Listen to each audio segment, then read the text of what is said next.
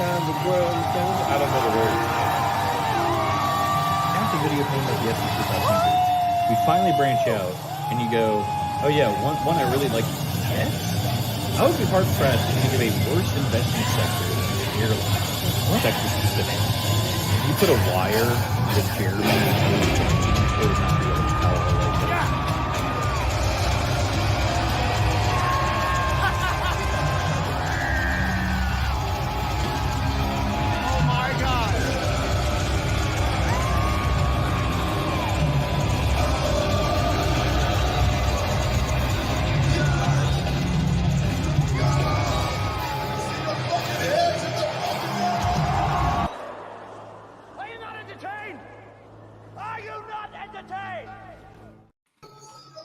Okay, so I think, did I hear like faint audio clips of me?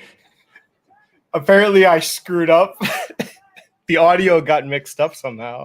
Okay, so I think, did I hear like faint audio clips of me? And now I'm also hearing, I think I'm hearing feedback. Apparently, I screwed. Oh, okay. Yep, there you go. Perfect. Pro streamer over here. Hey, I had to rush that intro. I had like 10 Yeah, minutes. apparently, yeah. I was like, I think I told Dan like 2 months ago. I said, hey, I can come on your channel. And then I'm at the library returning books that were due like 3 weeks ago. And he was like, hey, you want to come on my channel? You ready for this? Are you ready? No. Whoa. That's What do you think? Not even I have that. So if I like a stock, I can do that. Oh, it's like a Kramer. It's like a Kramer thing, kind of. Yeah, there we go. Yeah. Although that's supposed to be red, not pink. Looks pink. Whatever. Yeah, it's pretty gay. Yeah. Look at that. Not in a This is defamatory a way. solid- It's Pride Month. Yeah. Classy production right here. Now, since this is an adult stream, I thought I'd get us started Oh, we got. as a sarsaparilla. Oh, nice. Yeah, I've never had one before. I love root beer. It's my favorite soda. I was like, I know sarsaparilla is like the fancy root beer. Turns out it's not as good. Oh no. Yeah. Doesn't that have sassafras in it? Or is that different? Yeah, it's from the root of some tree or something. It's made under the authority of Maine Root Berwick. Zip code 03901. Yeah. So how's it been going? Wonderful, dude. I'm a film buff now. I watch films. Films? Yeah. This is my summer of horror films. I'm trying to watch like at least 4 movies a week. Would you know this one? Whammy. Double whammy.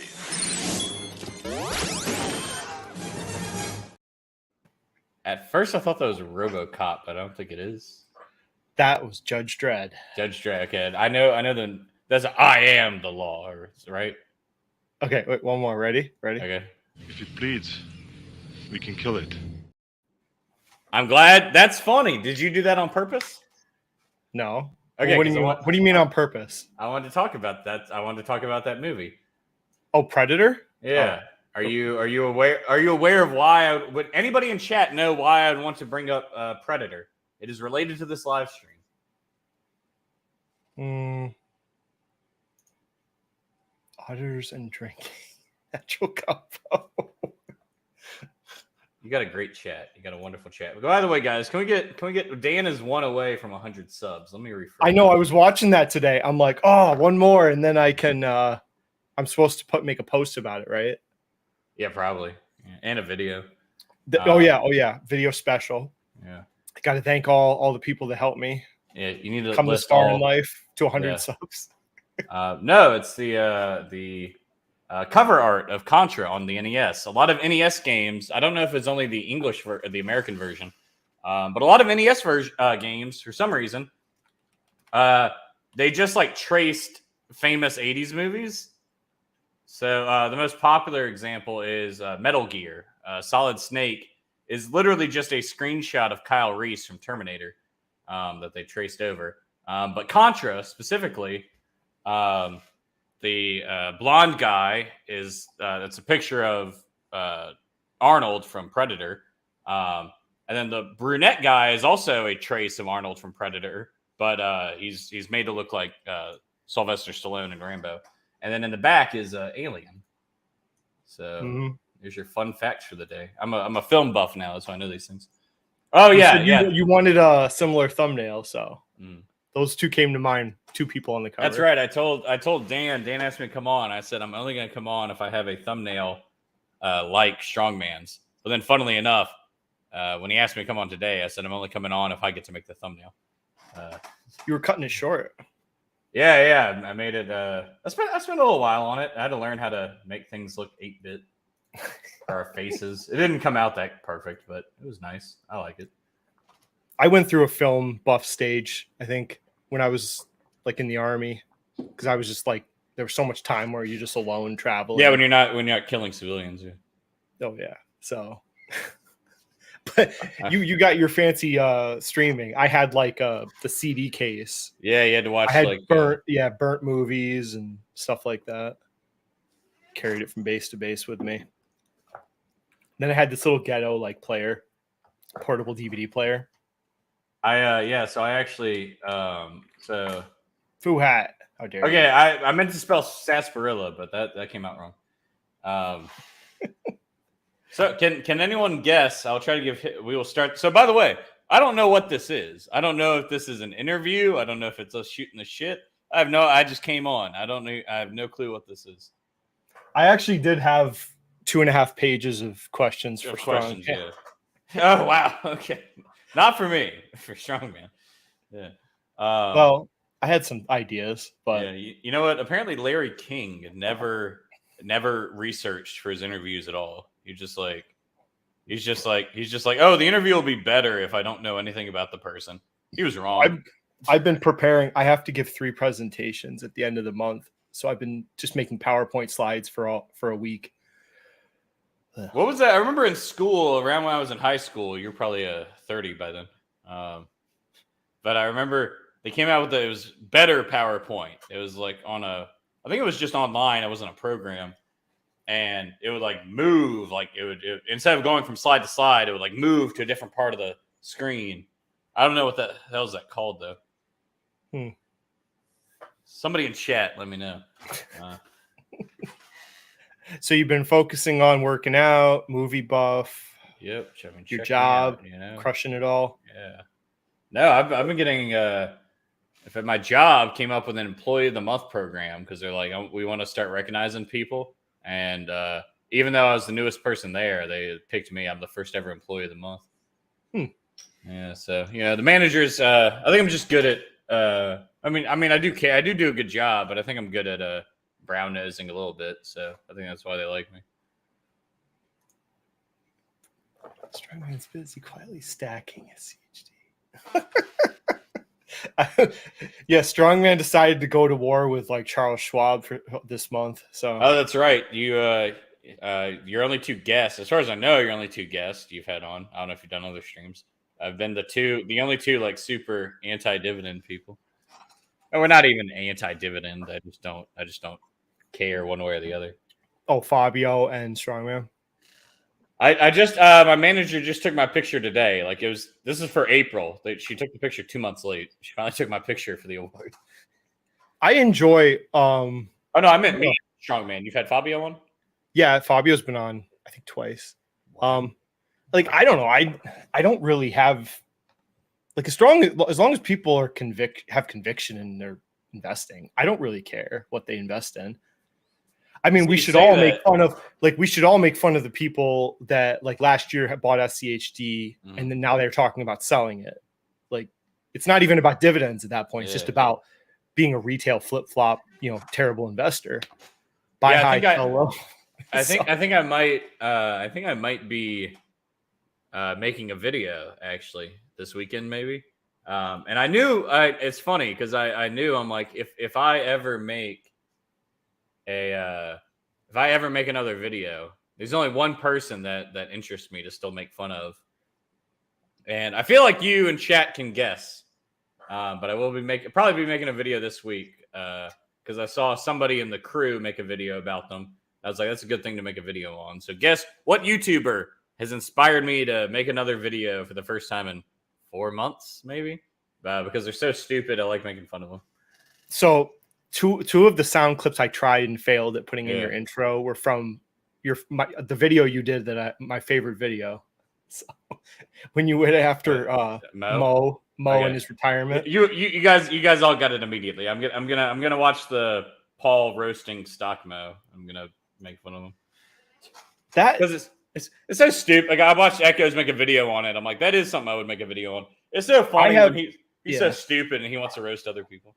I have so much dirt on just the terribleness of Paul's investing videos. I have like a whole catalog of them. I was debating doing like a burn video or a live stream. I don't know. I don't want to be that bad, but like just like the 3M, like with the lawsuits, it's not just the earplugs. Mhm. That's the least of their problems. They got the forever chemical problems, which are going to, and that's worldwide. A lot of these chemical companies are going to deal with that now. They release chemicals into the environment that don't like degrade. I mean, But so like, what are the damages of a chemical you released in the environment that never will go away? It won't deteriorate. But there's nowhere to put that in the 8-pillar software. Someone said like, oh, there's no loss. Oh, you did. I did. There's no lawsuit tab in the 8 pillars. That was my comment. Yeah. I had 3M for years. Yeah, because you're a little dividend boy. Yeah, I sold it when the first sense of lawsuits for military earplugs. So what was that, like? I don't know, 2 years ago at this point. So In fact, you're in the suit. No, I'm not. You said I want to sue 3M. I was like, about what? You're like, what? Yeah. No, I'm lucky. I have nothing outstanding. Lawsuits, VA. I don't deal with the VA. I refuse to go there. That's just me. Socialist. Yeah. Oh yeah, happy Memorial Day, even though you're alive. Oh, thank you. Yeah. Happy Memorial. Maybe if you die in the next 364 days, I can wish you like a happy Memorial Day. You could just say have a nice Memorial weekend. That's kind of better. Yeah. But it's okay. Would you want me to do? I don't think you offend people because we all veterans understand. Like, yeah. Well, I want this in your will though. If you were to tragically pass away next week, would you want me to do a live stream next Memorial Day? A memorial. Yeah, I'd have like a picture of you on the wall. Yeah. There you go. Someone said we should have like a military live stream. It was like Jane Man, well, there was only two out of 3. So and Nate, right? He's he's currently serving, that guy, right? Yeah, I think so. He's also asking people if they'd say the N-word to end world poverty or something. Ooh. Are you subscribed to his channel? No. So he said he's inspired by Sneeko, but I've never seen Sneeko. But he just goes out and asks people like on college campuses like little questions. Jeez, that's his go-to. Oh yeah, he said Fabio and him went to a bar, and Fabio said Nate almost got them like beat up. Oh God, I have a friend like that. Yeah. He's like 5'6". He's always getting in fights. Yeah, that's how they do it. Anyway, I want you in chat to try to guess what my favorite movie is, and I will slowly drop more hints. I'll start with it as I think the most accurate thing to describe it as is horror. I'll see what it's classified as. Oh God. Yes, it's a horror sci-fi film. Okay, so far a lot of joke guesses. Thank you, Dex. I made that thumbnail. I feel like we need to have a pause on the dividend jokes in Capital Mindset. It seems like it's like never ending. You see Kathy Wood was complaining about how Nvidia's in a bubble. Yeah. See Kathy Wood was Did you see the meme? She sold it like at the bottom. Like, I'm not surprised. When it was like $100 in January, she sold it. And now it got to like 300. And she said she sold it because it was overvalued at the time. Yeah.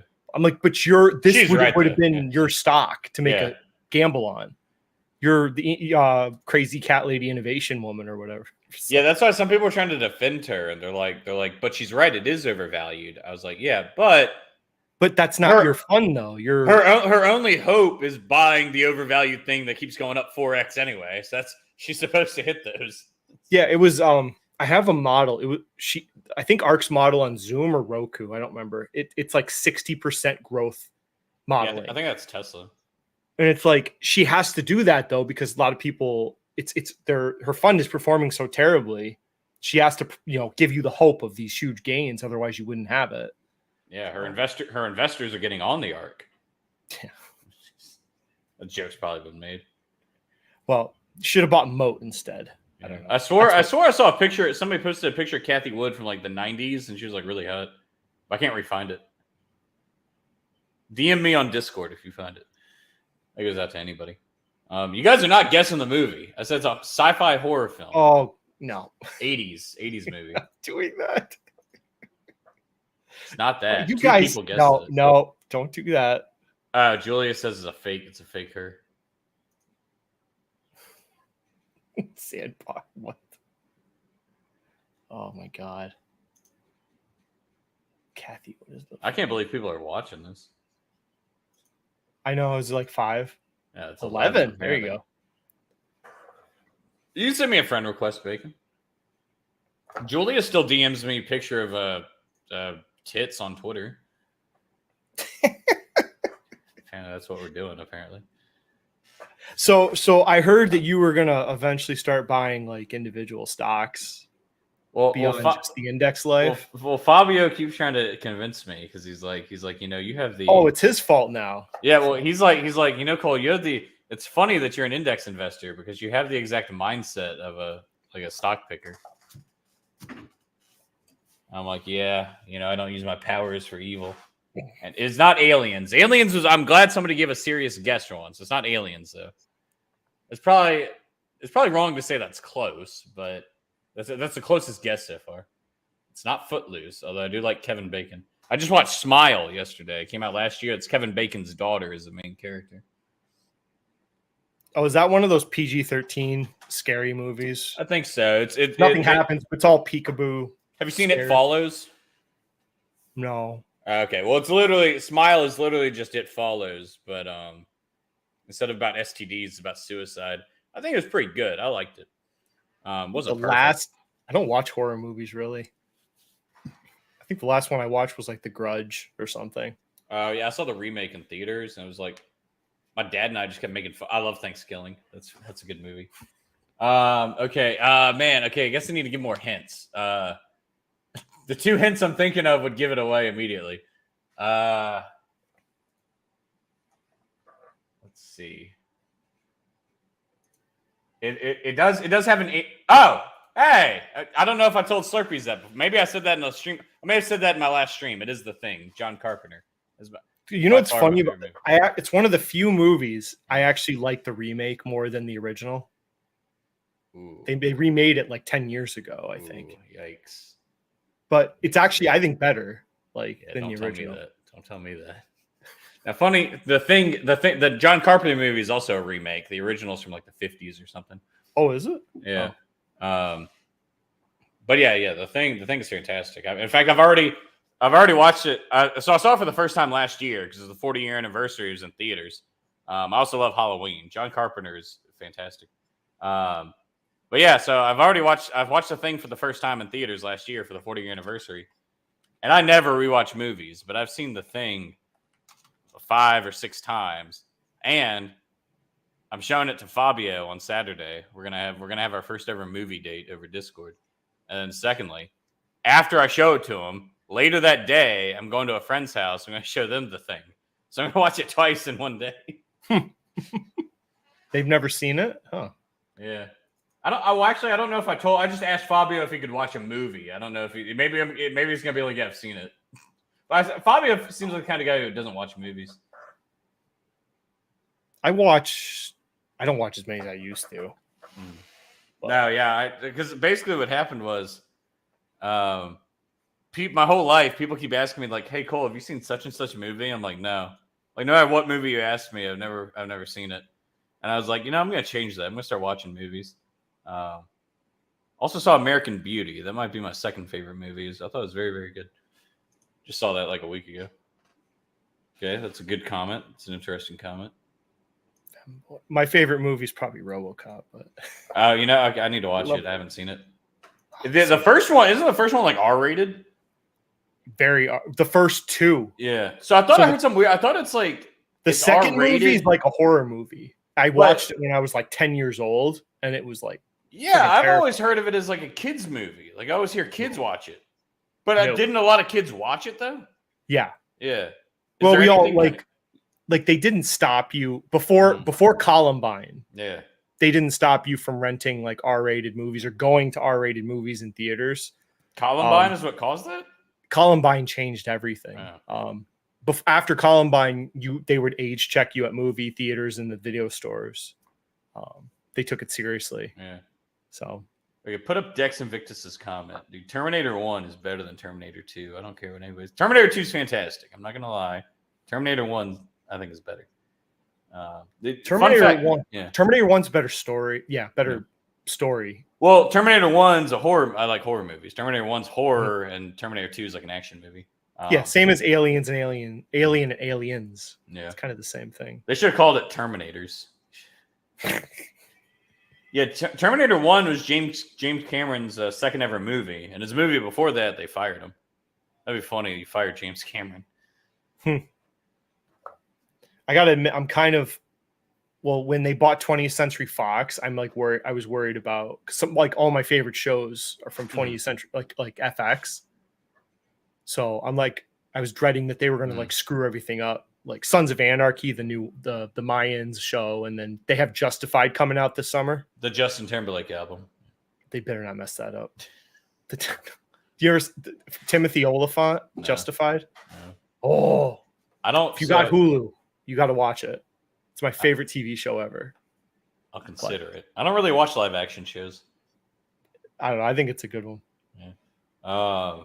Disney's hurting though. We'll see what happens with them. Well, Disney sucks, dude. Like, that's just the thing. It's like they're in this hole where it's like they only want to put Disney content on Disney Plus, right? Like so it's got to be Disney, whereas like Netflix could just buy something, right? They could just buy a movie idea and then just put it on their network. Squid They don't Games. have. Yeah. They just look for good content. But Disney, it has to be Disney good content. I think that's fine. It's just the issue is Disney can't make anything. Yeah, I mean they don't have original like why like when they bought Pixar, like it went down like crazy and yeah, I was like okay, so they bought Marvel and Star Wars, and it's like I'm like, oh, what are they gonna do? This is what I was thinking when they bought Marvel and Star Wars. I'm like, oh, every 2 years or so they're gonna make a movie. No, it turns out there's like 5 different shows running at once. I watched Mandalorian. None of them are. Do you like it? It's like one of those you know I got 2 seasons in, so I'm like I might as well finish I'm probably done with it now. Yeah. If they make more of it, I'm done. But I can't believe because I get you know this is like 30 years too late. I still think The Simpsons is really really big, and I'm shocked that they don't push The Simpsons more. yeah, I noticed they really don't talk about The Simpsons. It's on Disney Plus, but they didn't really make a big deal about it. Yeah, because like people were there was a time because I don't think I'm trying to think if The Simpsons was on a streaming service, but I remember I forget who bought it. Maybe it was FX or somebody. Somebody bought it, and they legit just changed their entire channel to The Simpsons. Like they started playing like 16 hours a day of it when they bought the rights to it. And I was like, you could make a streaming service for $5 a month, and it's only The Simpsons on there.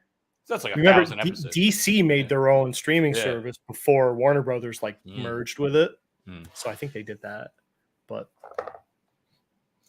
they have so much content they could make if they ever could get their act together. Like, yeah, I mean that's the thing about Discovery Disney. Warner Brothers. They have the best IPs, I think. But can they unlock it? Like James Gunn might be able to unlock finally the DC content. Yeah, I was gonna say about Disney. I think I made this comment on Fabio's video. I would stay away from the stock because I think they're so bad at making stuff. But at the same time, they just hire like one right person, kind of just somebody who's more of a creative and gives people more free reign than making the same And not only do they make the same Star Wars and Marvel movies over and over again, they make them very safe. Like it's never like you're never like, oh, they went this direction. Like they never shock you with it. But they just hire like a guy who's like, oh, hey, let's make better stuff. Turn the whole thing around like immediately. But that's hard to do because otherwise everyone would just do that. It's just a terrible business where you have to take debt out, give money to people, create shows, hope it works out.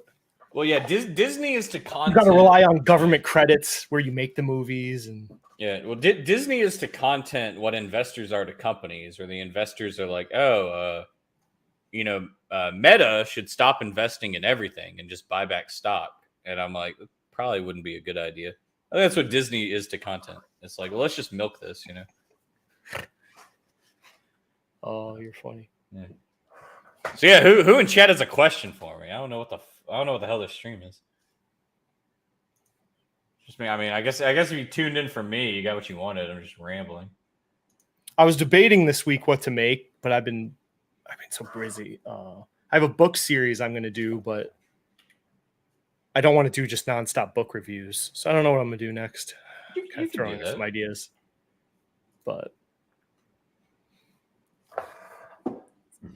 Guys, y'all want to see more book reviews? Let me go. I forget where I put my books because I was at the library and you texted me to come in, but I don't know what. well, what drove me nuts is that, like, who is it? LeFou? Who says that they follow Peter Lynch? It's like LeFou and who else? Probably all of them. Carlson, probably. None of them. Like, I'm a Peter Lynch guy. Mhm. I haven't read the other Buffett. I haven't read any of the other ones. So when I hear them say that, and then they just repeatedly do so like un-Peter Lynch type investing, like That's what I'm going to give you all a sneak preview to my Everything Money video because that Paul said that he was talking about in his roast of Stockmo. He's like the difference when Stockmo's stocks go down versus when my stocks go down. I have a process. He's like, Peter Lynch bought stocks. They fell 50% and he kept buying them because he had a process. And I was like, okay, you quoting what Peter Lynch does is like a fat guy quoting that Michael Phelps eats 18,000 calories a day. Like that's not, you're missing some context there about why it worked out for them and you shouldn't do it. Yeah, Peter Lynch was not a buy the dip guy. Yeah. Like he would mention like if the thesis was still maintained when a stock went down, but he was more like, look, if I make 20 investments of $1,000 in these small, potentially rapid growing companies, the worst I can do is lose $1,000, but the best I can do is I could make 15,000. So then he's just playing the odds. He's like, if I can get like 8 of 20 of these really, or 4 out of these 20 be home runs, like I'll make a killing. Like that's his idea. That was his kind of methodology. But then the problem with Magellan, it got too big. And that's kind of why he left it, I think. It got too big where his strategy only worked if he kept it small. He would have had to like lock the fund. And I don't think, and plus I think he just wanted to get out because he probably knew he couldn't perform that good forever. But yeah, I'm trying to say. But I guess it's amazing the transition. Like Jeremy, like lost so much money, destroyed people, but now he just opens a Patreon where he shows people like a dividend was $150 buys a week, and there's like 1,200 or 1,500 people in that now. Yeah, so it's like it doesn't matter. Like it doesn't matter almost. Like what are you? What are we going to say to stop this guy? Like I don't know. The only way for me, I'm like I try not to say their names. I will say maybe like point them to better direction of some type, I guess. So I will say I think maybe Fabio changed his mind, but I believe Fabio and I both agreed. We thought Jeremy was a better investor than Paul was, and I'll explain it like this. No, I agree. If I had to give my money to some, I would give it to Jeremy over Paul. At least Jeremy would invest. Paul would just short the S&P 500 for 20 years. And I'd be like, what happened to my money, Paul? Jeremy has picked Grand Slam stocks. He bought Meta at 90. Yeah. Elf. He's picked some. Yeah. So there's the potential he could make me some money. Yeah. There's no potential Paul would make me money. Yeah, it would just be a slow death. Yeah. Because I think slowly die. And I think the best way to phrase it is if you gave me 1 year and I had to like turn somebody into a great investor, I think it'd be much easier to accomplish with Jeremy than with Paul. Because I think basically Jeremy, it's like I take Jeremy and Paul to the gun range, and Jeremy's like very, very precise with his shooting, but he's always like 10 feet to the right of the target. So it's like, let's just adjust your aim a bit, bud, and there you go. And I go over to Paul. I'm like, Paul, how'd you do? And he's like, bullets are too expensive. I didn't shoot. I'm like, oh, okay. Yeah. I don't. He ran the numbers. Yeah. Like Jeremy's like the wacky CEO that needs like a solid like CFO next to him to like actually crunch the real numbers and be like keep them straight. Yeah. Like he needs a Charlie Munger, I guess, if you want. He tried. No, I mean he said that. He was right when he said that. He is right. He has great ideas sometimes, but he needs someone like risk management, like Tattooed Chef. Fair idea, but he didn't size that position properly. It should have been like a 2% position or smaller. And I don't think anybody would have such a huge problem with it. Mm-hmm. But yeah, basically what I'm counting on is that Jeremy loses a bunch of money, but like he picked the next Tesla by mistake and it made it all back. But like you could see with Paul's videos, I go after him on a lot of them, and then you just because like you'll say he'll cover a stock. All he does is the software. He doesn't talk about anything else. And then people go after him in the comments, and they'll say he knows about it. Like he doesn't know anything about any of it. And yeah, I think the reason Fabio and I always we hate Paul the most is because like at least if you watch Jeremy or Kevin, like you know, or Stockmo, like you know what you're getting into.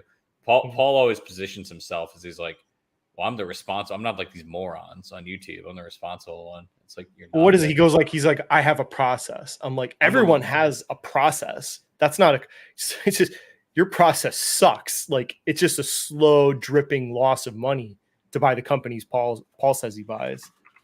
So I'd rather just buy VT or so. I don't know. I'd rather buy anything else, but what Paul buys. Yeah, I think I might be getting out of VT. Out of a very without too much thinking. I think I'm going to be switching just to at the least I've decided I want zero exposure to Europe. I've determined I think Europe is going to be the fall of human society, and I want no part of it. All I would say, like, okay, with VT is just international stocks have always performed terribly for me. I'm fine with internet. I still want international exposure. I know what you mean. Not but the European countries. Like over long periods of time of my investing, I've had international ETFs and they just don't do anything. Yeah. And then the more I've learned about how government entities have ownership stakes in these corporations, and then other things like currency risk, right? So look what happened in like last fall. Those huge currency swings, like that hurt European companies a lot. So like there's just like the risk of underperforming the US, I think, is too severe compared to the potential gains you might have. And I've looked like when international outperforms the US, it barely does. But when the US outperforms the world, it's by huge chunks. So just to show a graph where it's like this is not really the truth. So, and then you can look like, what are the competitive advantages of the US? Are they getting worse or better? Because you could say they're getting better. The taxes went down for corporations. There's the Chinese situation with the communist government. So there's that bringing industrial back to America. So, the U.S. can keep doing well for a while, for the rest of our lives. Yeah, my fear has always been, there's no way Europe could get worse, but America, because they're already at rock bottom, but America could get worse. So my fear was that we see like just basically just a rise of kind of European like policies in America, and then stocks just like collapse.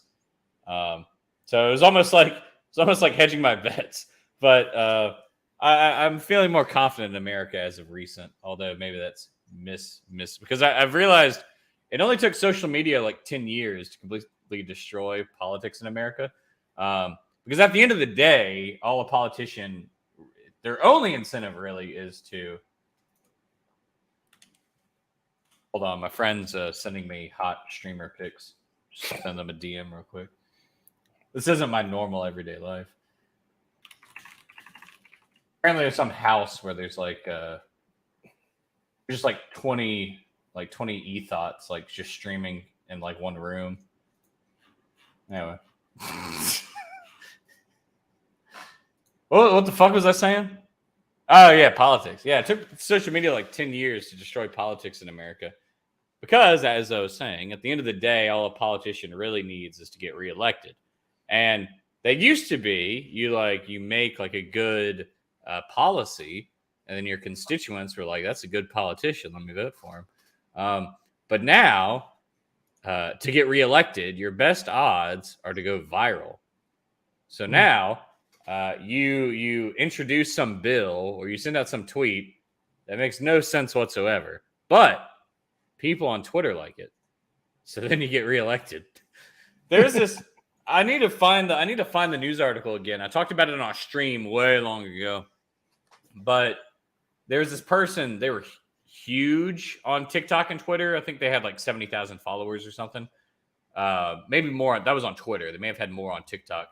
And they raised a lot of money. I think they're running for, I think, state senate in Washington, and they raised more money than like the actual like politicians. This is some like 20-year-old or something, however old you need to be, some young kid. But they were like legit. Their tweets were like, they had 70,000 followers on Twitter, and their tweets are like home should be free. And that was like their policy, and they raised like more money than like. They were competitive with the other people running in the race. And the actual election happened. I'm not joking. I think they got 12 votes. Because it turns out that none of their followers lived in their district. but they went viral. That's all that matters. And now they get like no likes on their tweets, and they're like, I saw somebody. I've seen multiple of these people. They like when Trump was in office, they like gained a bunch of followers because they would just like tweet out like Trump's an idiot, and they got like 100,000 followers somehow. And then now like Trump's not in office anymore, so their shtick is over, and so they'll tweet out like I just got a tattoo of Obama because he's awesome, and it gets like 4 likes, and their next tweet is like, yeah, so apparently Elon Musk has, targeted me. It's like, no, he hasn't. No, just nobody cares about you. Yeah, politics. I know a lot of people are switching to politics because it's coming up next cycle. Oh, yeah. I think that's, yeah. You're probably going to see a lot of the finance channels start making political videos. That's going to be where all the ad money is, I bet. Mm-hmm. You want to talk about Kelly OG? Because I think I also might make. It's not going to be anywhere close to my. Did you see? I finally have a video with 10,000 views. Let's see. My Kelly OG video is just it gains like 100 views a day, and it finally hit 10,000.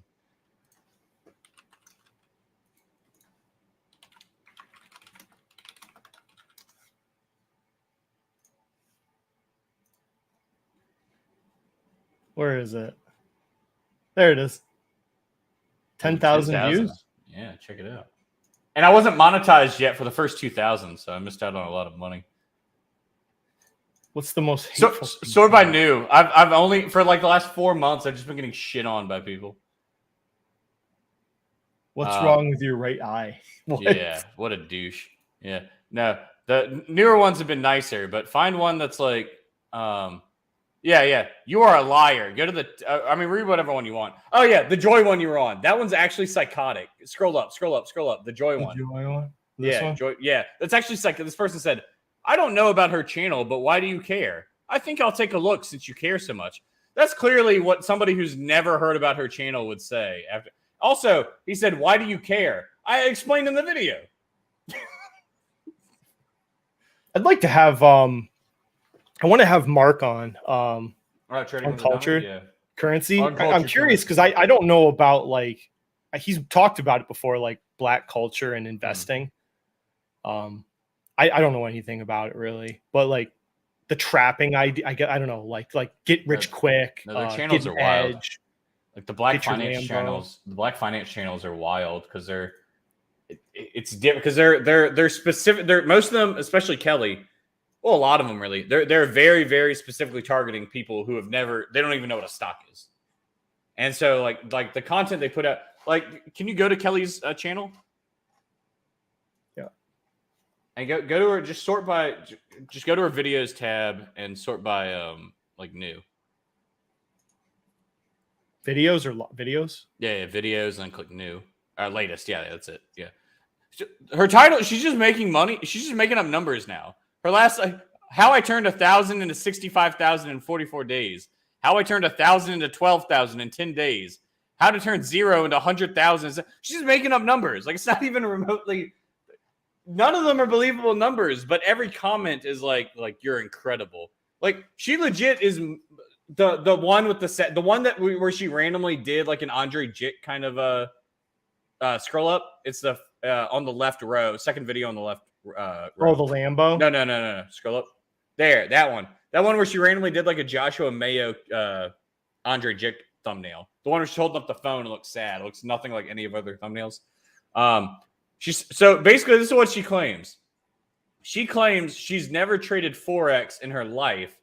She's like, I don't even know anything. In the video, she's like, guys, I don't know anything about Forex. This is crazy. Like, this is so crazy that I'm doing Forex. I don't know anything about it. And she's like, she's like, in 5 days, I turned $1,000 into $7,000. Like, you're just mocking people. You're claiming a 700% return, well, 600% return in 7 days. I don't even want to annualize that because that's going to be some absurdly stupid number. And you're claiming like, I don't even know what I'm doing. Like, that's everything is just mocking investing. Like, none of that makes sense.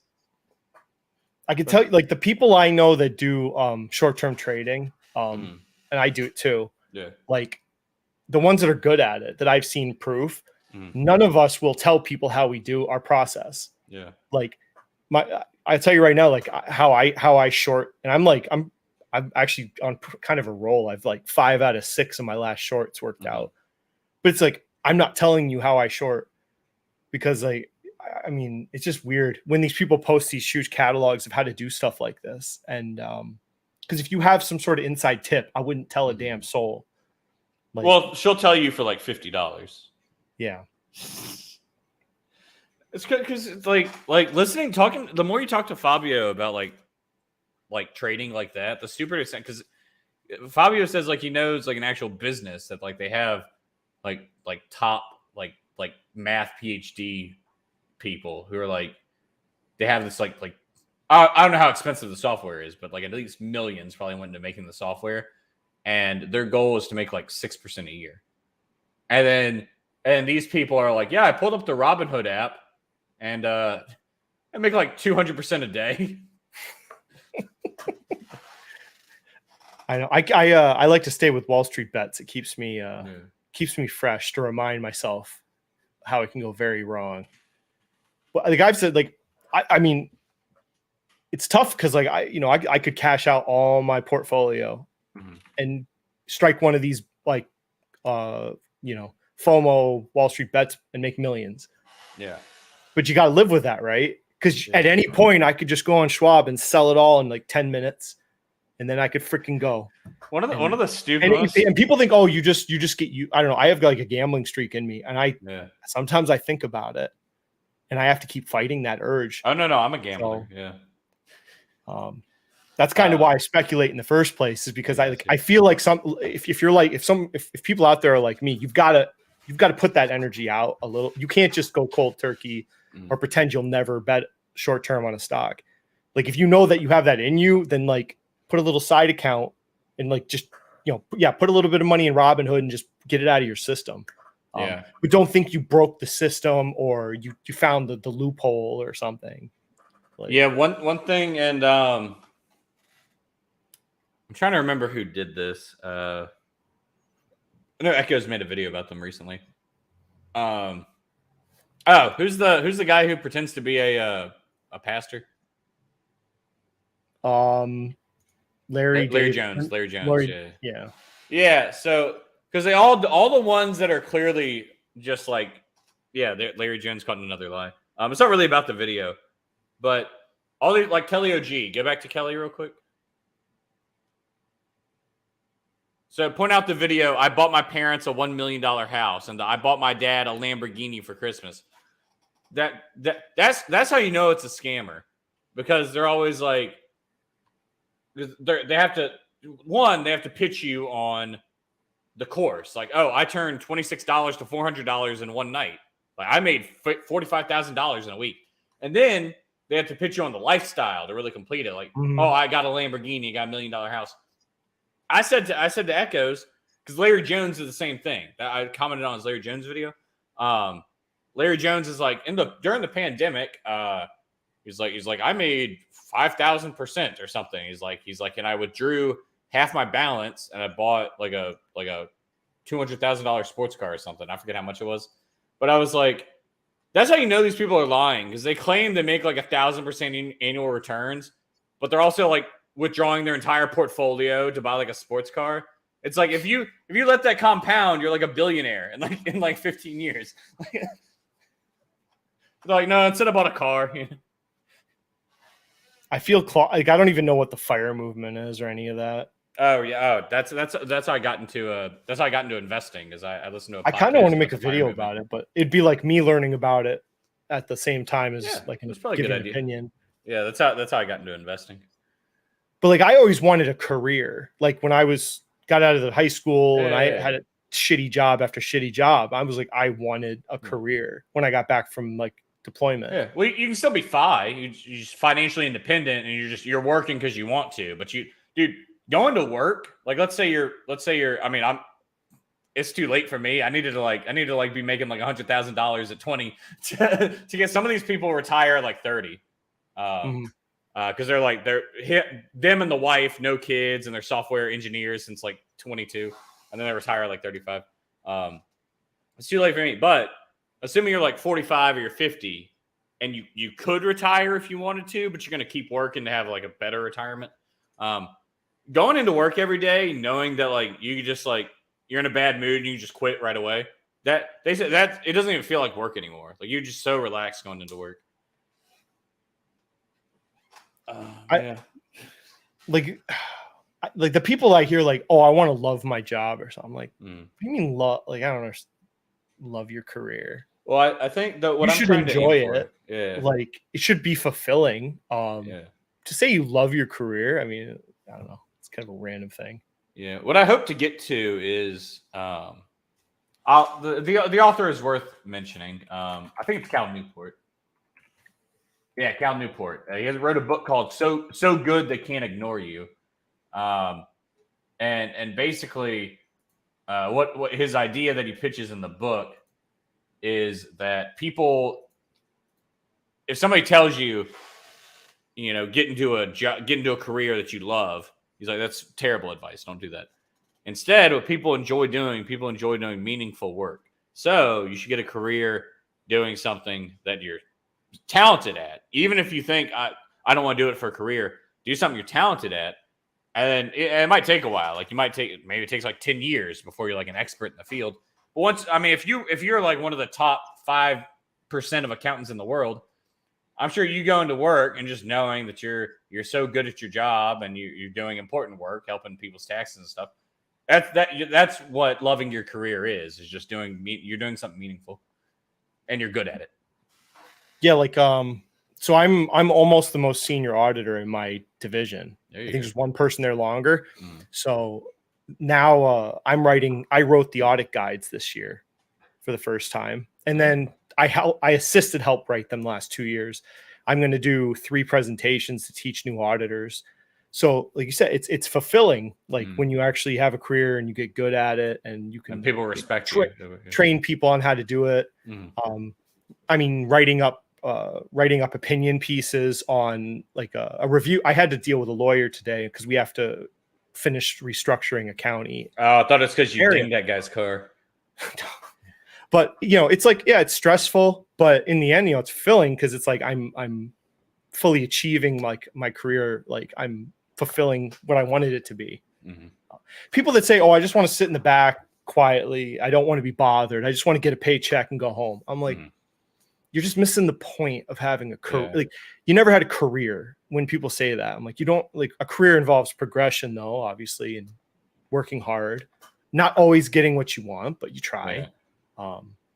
And I think what some people in the fire movement, because some people in the fire movement, actually probably I don't know what percentage, but it's a lot higher than you would think.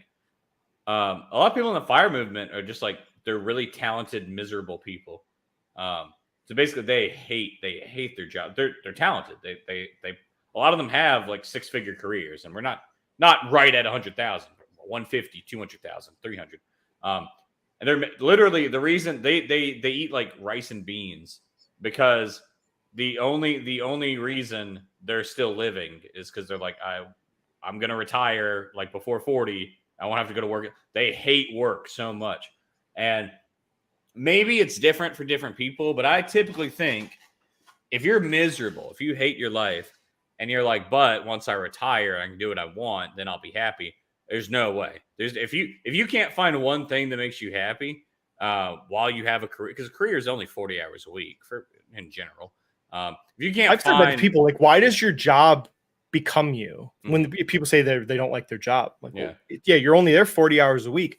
So why is your job becoming your identity? Yeah. Like if you Why can't can't find you some fight? hobby on Saturday that makes you happy, you're gonna retire and then you're just gonna sit on the couch the rest of your life because you're not gonna like why can't you go camping or hike mountains or learn how to sailboat or or watch or travel a lot? But or like, watch why does your a job horror become movie you? every night? Yeah. I mean, I went from working in a Pepsi warehouse and then building pools, completely unfulfilling jobs. Dan's getting but I'm like, you live in I'm New York? not sticking to this. I quit and I kept pursuing, trying to find what I felt was the right fit for me. You live in New York, right? Yeah. Oh, yeah. Dan's getting his speech ready for when he runs for governor. He's like, that I started in a Pepsi factory. My dad worked in a Pepsi factory before me. I've never, so like my first accounting job, I had to quit because I was just so miserable. Because I sold Coke there. The friggin' my boss just yelled at me all the time, and it was a terrible fit. It was a terrible fit. Like they should never have hired me. They needed experienced people, not a brand new auditor.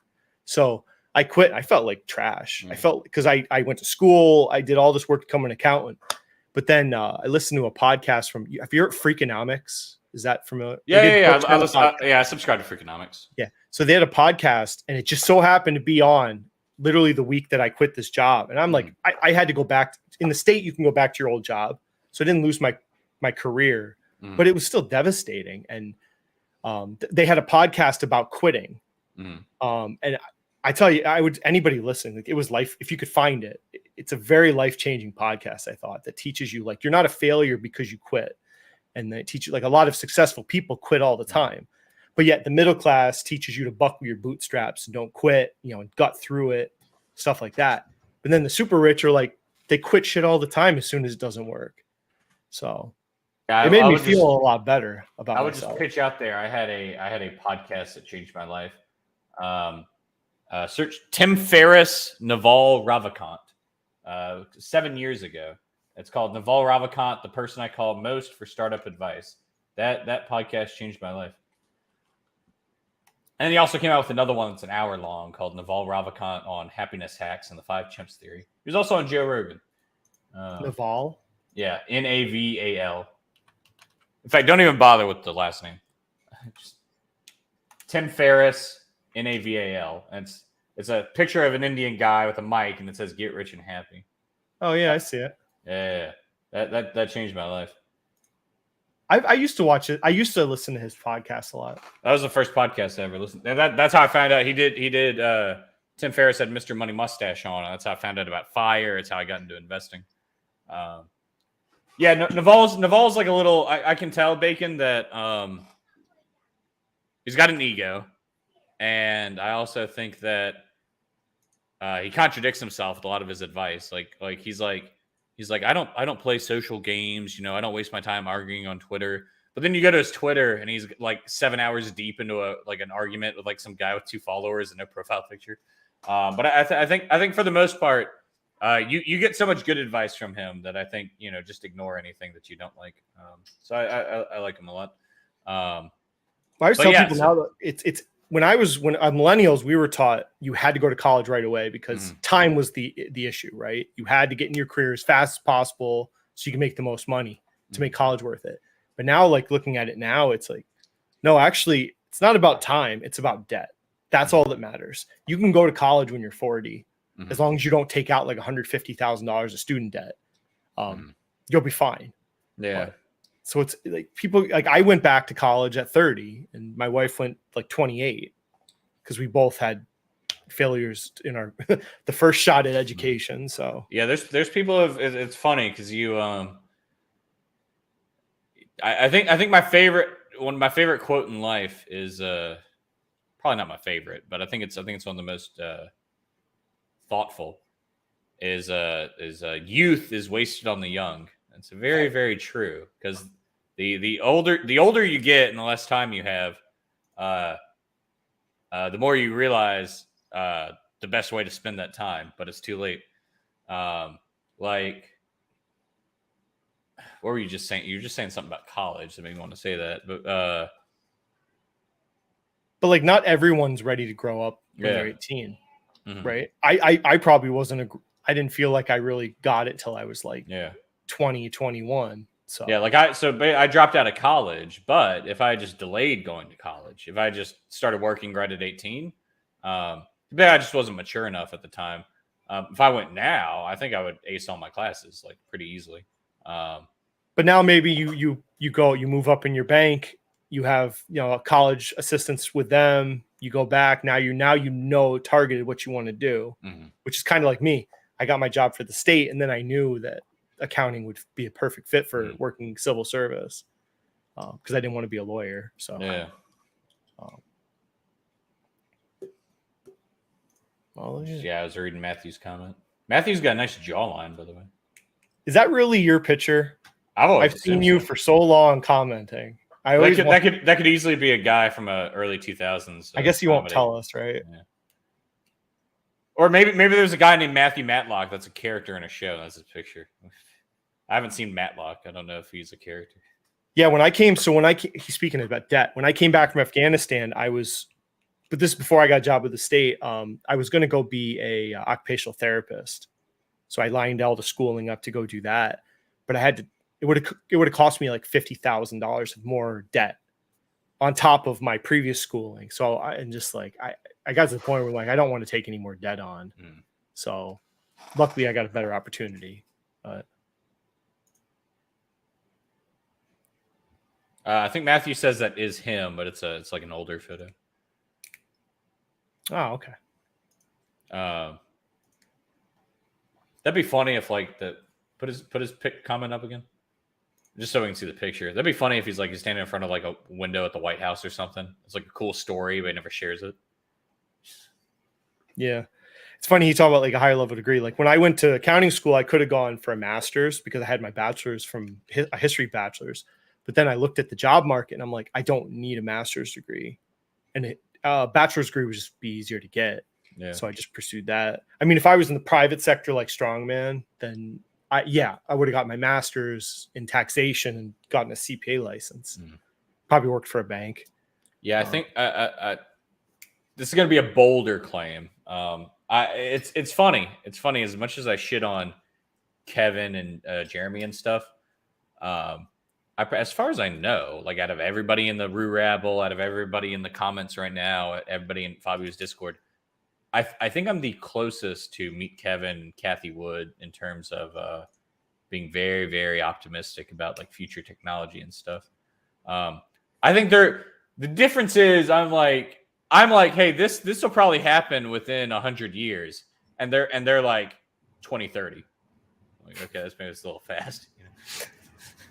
But like I think college, I think within probably pretty quick, I'd say within 30 years, I think college is going to be looked at as the taxi industry, and I think basically the Uber is going to be like just a Google certificate, a Microsoft certificate, instead of like oh hey, you went to some random school for 4 years. How about instead, here's exactly what we want you to learn for this job. Take this at night after high school, and we'll hire you at 18 because you know exactly what we want you to learn. Those like mid-level white collar jobs. Yeah. are going to be gone. Mhm. So you're going to have like professional jobs, elite management, upper levels, and then you're going to have the blue collar trades, which are probably going to expand. Apprenticeship training is a huge emphasis in state governments. We put a lot of effort into it. Mhm. Trump actually did push apprenticeships as a priority, which was a good idea. It's like here in my area, you can go to school to be a steam fitter, electrician, or a plumber, and you go for like 4 years. They pay you, so free school. They pay you, and then you have to work for them for a few years as an apprentice. You know what's funny? But that stuff will expand into other realms. I think, like data center, maybe apprenticeships or something, because they need more workers. They can't afford to wait for people to get 4 or 5 years degrees. The job market, there is huge demands in certain areas.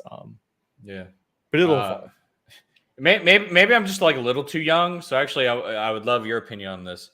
I've always felt for how angry. That's why I really don't like talking about politics too much, because it's like a second talking about politics is too much time focusing on it.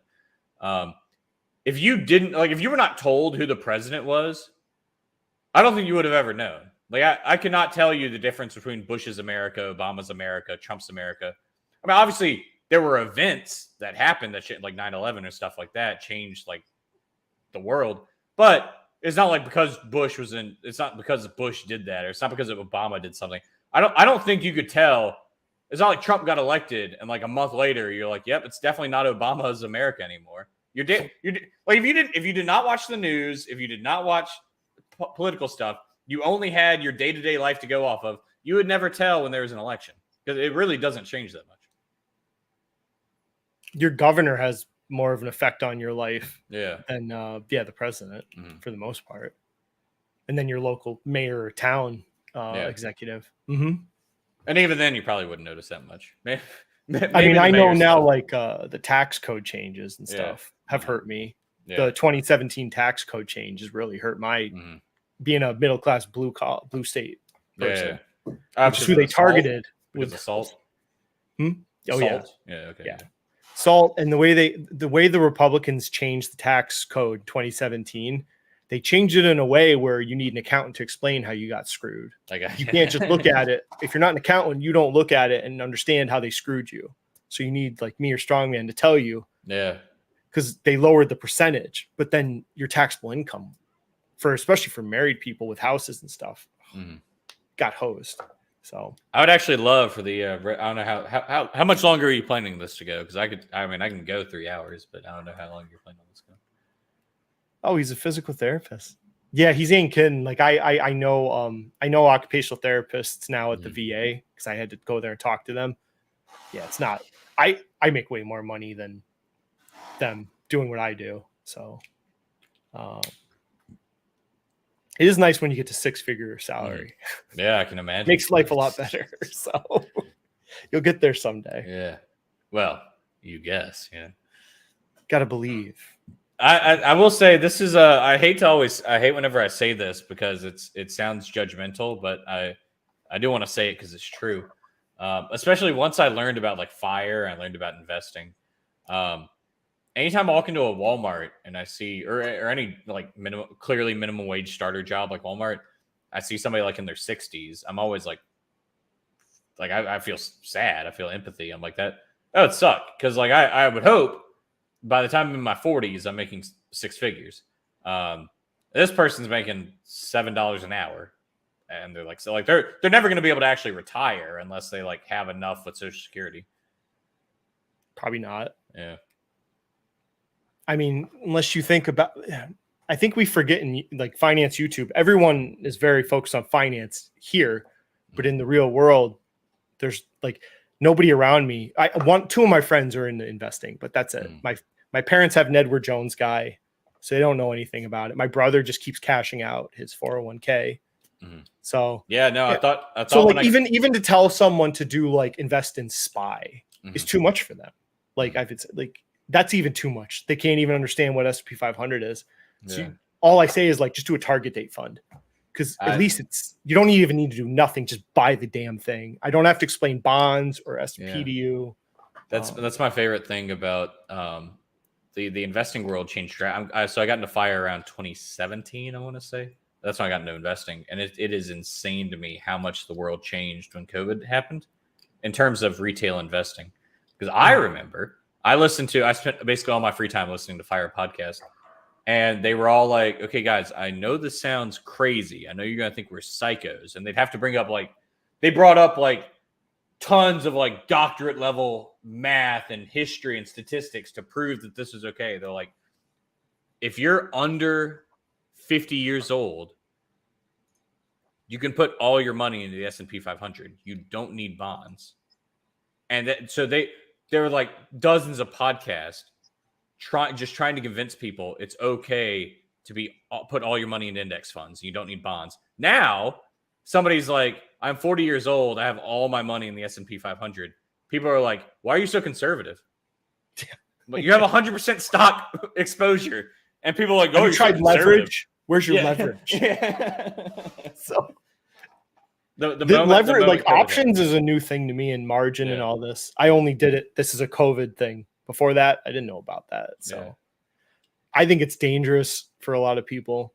I've just been telling people, you're not prepared for the drops when you do op calls and stuff. You're not prepared for how fast it can drop. You're not prepared with the S&P 500. There's so many people. Yeah. There's so many people who only invest in index funds and they underperform the market because it falls 10% and they sell everything. Mm-hmm.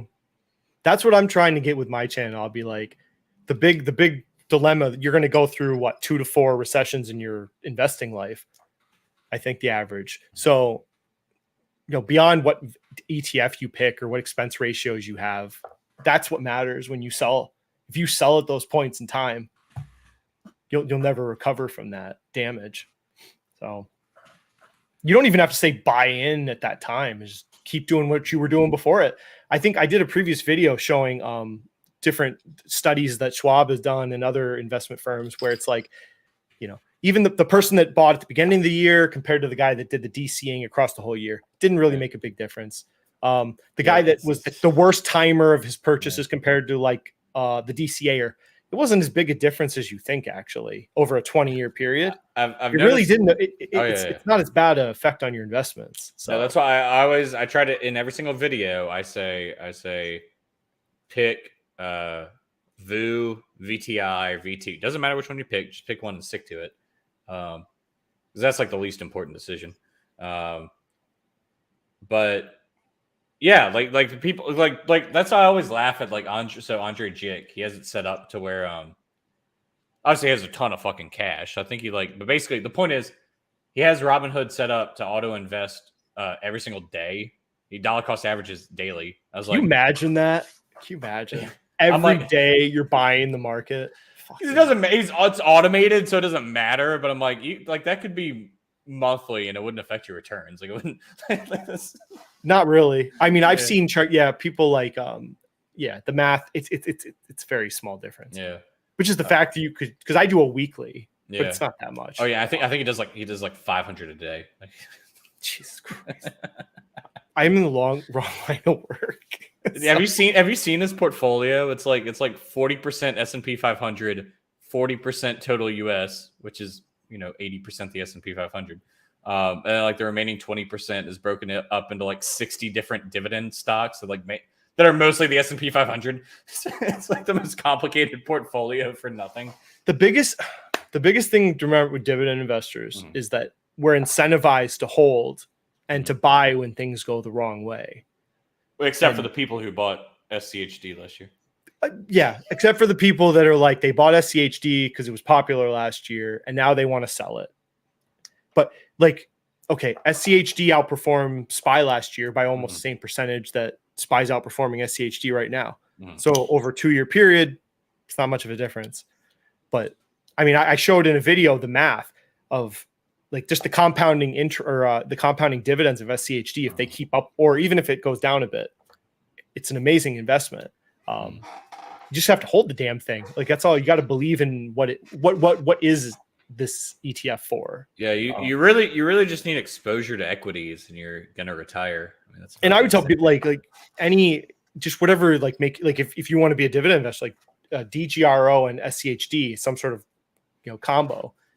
Because then you can say you're a dividend investor, and if that keeps you motivated to keep investing over buying just SPY, then so fucking be it. Like, but we'll see. I mean, a lot of people probably will bow out if the markets go sideways, but or like everyone's going to buy AI now or QQQ after we've already run up. And I do want to talk about, because I meant for this to be a video, but I don't really like making videos anymore.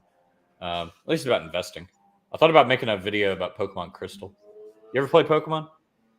No. Yeah, I played Magic the Gathering. Whatever, nerd. Oh, fuck you. No, I played Yu-Gi-Oh! A lot. Never played Magic. Yu-Gi-Oh's been ruined, by the way. Like, it's not even like a game anymore. It's like it used to be like this tactical card game where you like carefully set up your position, and then, like, as of like for the last like 6 or 7 years, it's like basically every duel ends in like within like 2 minutes, because it's like basically it's whoever draws like their unbeatable play first, and then there's nothing the opponent can do. It's not even a game. But what I was trying to say is, I want to talk about the future, because I want to make a video, because a lot of people say like, the S&P 500, it returned 8% in the 1900s, but now there's not every. You like watching a video or something? I thought I heard like some like feedback through your mic or something. It was an airplane. Fucking airplanes. I'm on the descending side of the airport. I got you. Descending side. So, small investor pointed out that Elizabeth Holmes is finally in jail. Apparently, she kept having babies. That's actually obviously everybody already knew she was a psychopath. But for you to keep breeding with a fellow human and pumping out children so you don't go to jail, that's truly psychopathic. He's talking about Choose FI. Pretty good podcast. It just went to shit. Like event. Once it kind of went, I don't know when it was around when they went full time with it. I think is when it went to shit, because then they had to actually make enough money to live off. It was around when you hear Choose FI. Basically, this is what I recommend to you if you want to learn about fire. Find the Choose FI podcast. Start at episode 1 and just listen to every episode. It's fantastic. The moment you hear them say the word Salesforce, find a new podcast. They start like shilling Salesforce. So like they're like, Brad, our listener Brad, took the 6-month course on Salesforce, and now he makes $300,000 a year. You guys got me interested in fire now.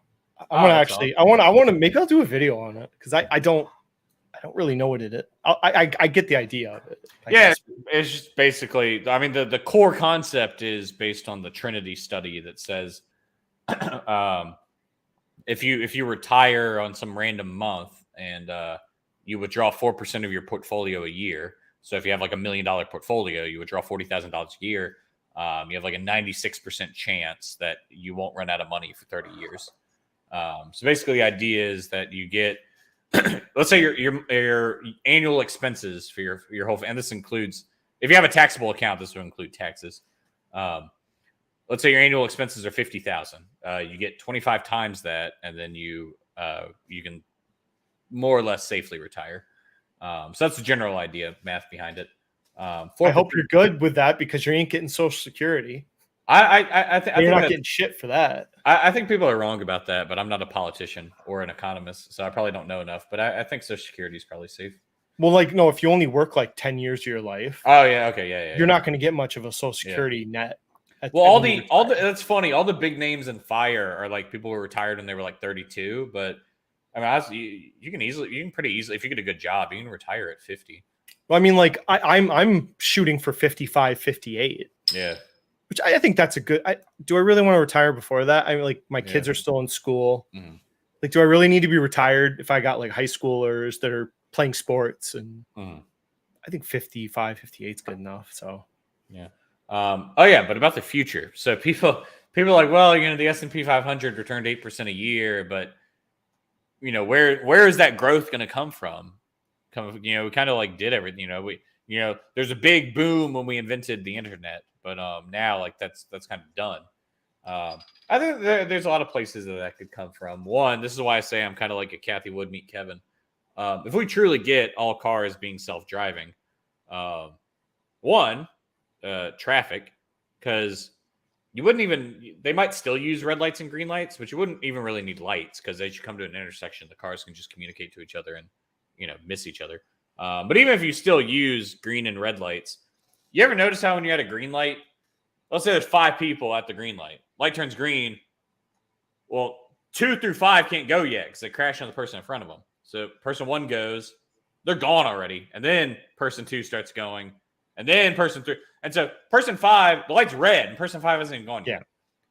You have self-driving cars, light turns green. You're already spaced out. So all cars can just accelerate at the same speed. And, commutes get cut in half, maybe more. So when you just have that much extra free time and less gas being burned from sitting idle, that's a lot of wealth being created there. And then also another thing, if you just look at how much like wealth is destroyed from, a 20-year-old kid gets in a car wreck and dies, like that, they could have, had it. I don't want to think of people as like wealth, but I mean, that's labor that was lost that could have helped people.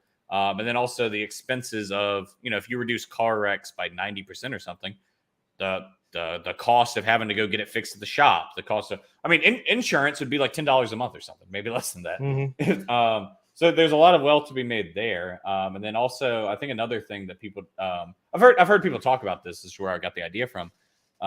There's like 3 or 4 million teachers in the country. And thanks to, COVID, we've got, I think this is excessive. I don't think that this will work, but you could theoretically have like 20 teachers for the whole country. And it's just like, I don't know if you've ever done, like I've taken some online college courses through like Udemy, or I forget what the websites are, Coursera. But it's just basically like an MIT professor, like just record something, you take it online, there's quizzes, there's homework. So you can just have one teacher. You just find the best algebra teacher in the whole country. They do one algebra class, and everybody in the country just takes that course. And you can have like a forum to ask questions and stuff. If you don't go that extreme, you could still have like, if you cut it down to 1 million teachers, that's like 2 or 3 million people who can now go do extra work. Like probably things kind of like the gig economy. Like you probably see more things like not food delivery, but things like that, where it's just an app. And if you have 3 million people looking for jobs now, especially with AI, that's another thing. It's just how many jobs AI will free up. You're going to have apps that are like, people come to your house and they do your laundry for you while you're at work. Like that's just going to be like an app. And so that's basically the point is the future is going to be awesome. So put your money in the S&P 500 and not in Europe. I mean, like, where people are so scared of innovation and technology, but it's like more efficient economies create jobs. So yeah, some jobs go away, but they create other jobs, and then new careers open up that weren't even possible before the like more efficient like economies. Like the internet allowed people like Meet Kevin to exist. Yeah. Right. Hey, put up Fake Alice's comment. I did want to say probably you might be able to. Well, yeah, that's the big thing is you do, especially before high school, you need socialization. So I guess you might still have schools, even with you could still have schools, and y'all just sit in like a computer class or something. You still need socialization, so that's why I think you can't have like 10 teachers in the whole country, because I think you still need to have kids like. And the main reason for school is that the kids have to be somewhere where the parents are at work. That's the main thing that schools do. But yeah, the point is you could reduce the number of teachers. And also there's not 4 million good teachers. So you would, if you do have fewer teachers, you keep the good ones. But so you're a positive person, see? Yeah, definitely. Yeah. But we're a capitalist country. So the best system will probably, not always, but will probably become the standard. Yeah. I'm pessimistic about humans and like the average human. I'm very pessimistic about, but I think that there are enough smart people that, like it's not like it took all 6 billion people to like make the internet. It was just like a few smart people did it, and everybody gets to reap the rewards. Like this is crazy. We're at full employment. I don't know if people. So we're below full employment. So I work in this realm. So full employment is the point where the economy, where everybody that wants to work does work, And if it goes any lower than that, it actually becomes detrimental because then new companies can't find people. So actually, when you get to under full employment, it's a problem. It's like 3 to 5%. It's some range in there. That's full employment historically. So Yeah, we're doing amazing, like the U.S. economy. Yeah, it's very stupid whenever people are like, "Oh, AI is going to take all the jobs." It's like we literally we'll make up a job for anything. There are people that go to McDonald's for you because this is what's supposed to happen if you want a burger. You were supposed to go outside. You're supposed to plant some wheat grain. You're supposed to grow a cow, raise it. You're supposed to milk it so you can make cheese. You take the wheat, and I don't know exactly how you make bread. You slaughter the cow. You ground the beef up. You take the milk from the cow, and you make the cheese, and then you have a cheeseburger. Instead, we've got so much wealth that not only do other people grow all that for you, other people drive it to one location, a McDonald's. Other people cook it for you. And then finally, a whole nother person drives to the McDonald's, picks it up, and then brings it to you. I mean, I don't use those apps because it's like $20 for like a $4 meal. But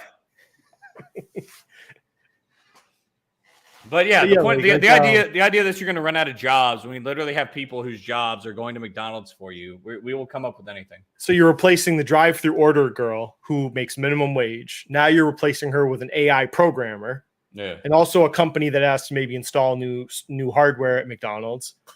So I would say that's an upgrade. Like just like your local Kmart closed, right? Yeah. Those people were making minimum wage retail jobs. Now there's a warehouse that probably pays double down the street. So like things get better over time. Yeah. Like if you like let's say you're trying to make a movie about like King Arthur or something, and you're like, well, what, or just any king really. And I'm sure you're all picturing like the castle and it's the grand feast. And it's like, well, the king is so rich that the chefs made like 40 different meals for all his guests and everything. But now you can just walk into like Applebee's and they have like 40 different meals for you. Like they'll make whatever you want. Like we all live like kings. It's things are wonderful. Things are wonderful. We'll see. I mean, it's funny though, like looking at demographics, there's not so many net positive immigration countries in the world. Like when I looked at, I guess it's not as many countries as you think where there's a net positive gain to immigration. I mean, it has to be net zero, right? It's like the UK, America. Yeah. I don't even know if Canada is net positive. Maybe. As far as I knew, it was only a handful of countries where more people were coming in than leaving. That's another thing to be bullish on America for.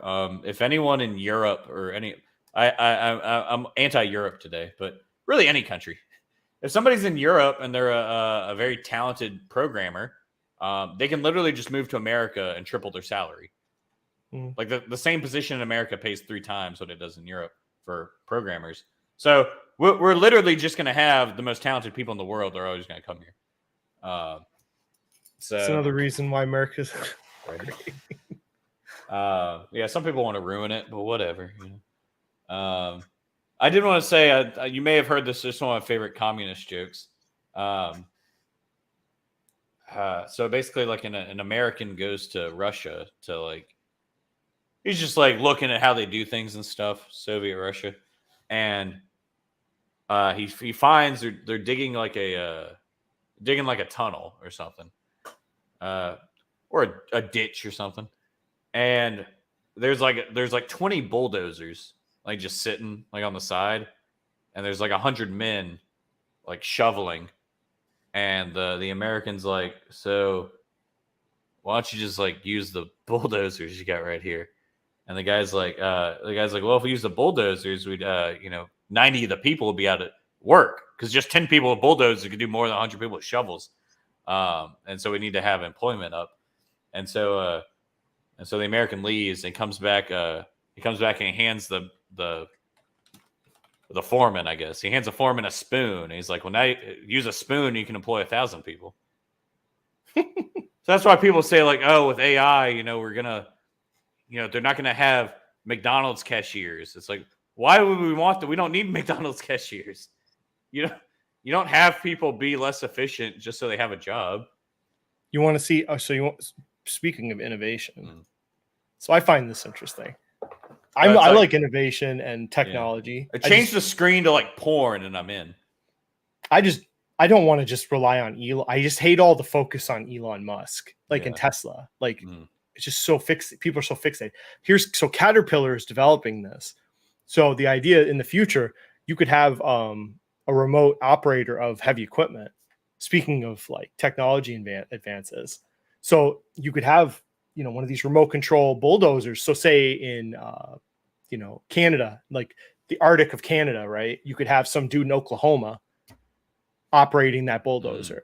Yeah. So this is how will this shake out in the future? I don't know, but it's just these are interesting things you can invest in. That's one of the biggest flaws because like the internet's done a lot. Like if I want to read a book, it doesn't matter where I am, I can read the book. It doesn't matter where I am, I can watch a movie. But there's some things that can't be digital. Like at the end of the day, like if I want a sofa, it has to be shipped from the factory to my house somehow. It has, but that's really interesting that it could be some guy living in Uganda and he drives my couch for me. Like it doesn't have to come to America and go to the factory and then come to my house. That there's still the cost of the truck and the gas that's always going to exist. I mean, I guess it could be electric later. But yeah, that's a lot better than somebody has to physically be in your town to do the job. So that's why I buy companies like that. I'm refocusing my portfolio to try and protect myself from like AI, let's say, right now. But it is something to think about if you buy individual stocks. Anyways, do you want me to give you? I can give you a strongman question I wrote. I thought you were going to say LSD. We're almost at an hour and a half, so let me see here. Okay, here's a great. We'll end on this question. Why do you think retail investors are so terrible at investing? Since you're investing with Cole. Yeah, I mean, I feel bad that I have to give the generic answer, but it's the right one. It's just the emotional aspect. You because investing's pretty counterintuitive.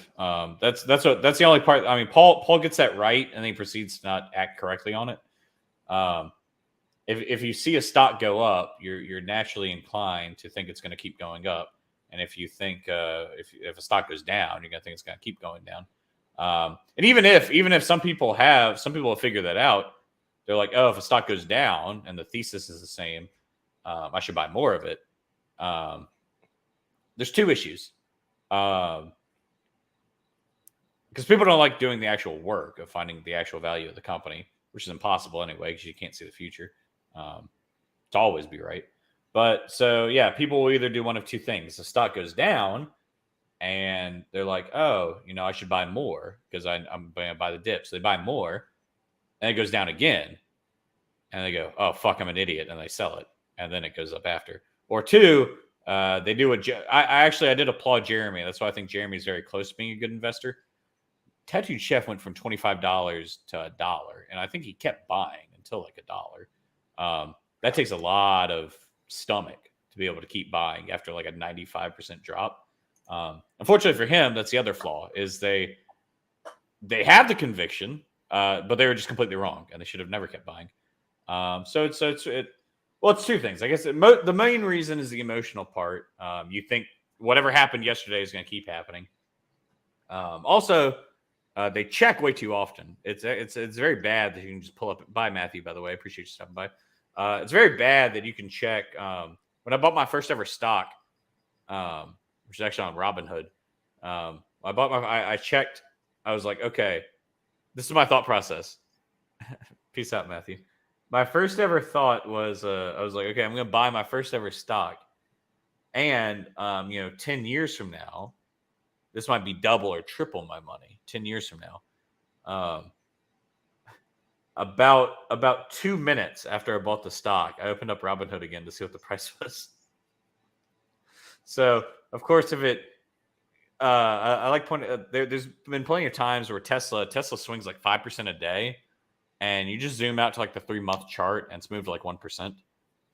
So if you check it every day, the market's going to seem like very, very volatile, and so you're more likely to lose your stomach and sell. But if you just check like once a quarter, because nothing really happens to a company more often than once a quarter, you're going to, instead of Meet Kevin, where you're literally up at 3 a.m. freaking out because Tesla's down 5%, the other person checks Tesla every quarter and they're like, oh, it moved 2%. Like, it's not that volatile. The noise cancels out. So don't check. They check too often and they're too emotional. And also, they think they're smarter than they are, because even if they control the emotions, it's really hard to find another. There are very smart people who look at every stock and have screeners and computers check every stock every single second of every single day. So for you to find something undervalued, you have to be smarter than a lot of people. And a lot of people don't actually, they say they did like their research. And what the research was is they looked at like the year chart, and then like they like looked at like the last quarterly report, and they're like, well, I did my, they usually don't even do that. And they're like, well, I did my research.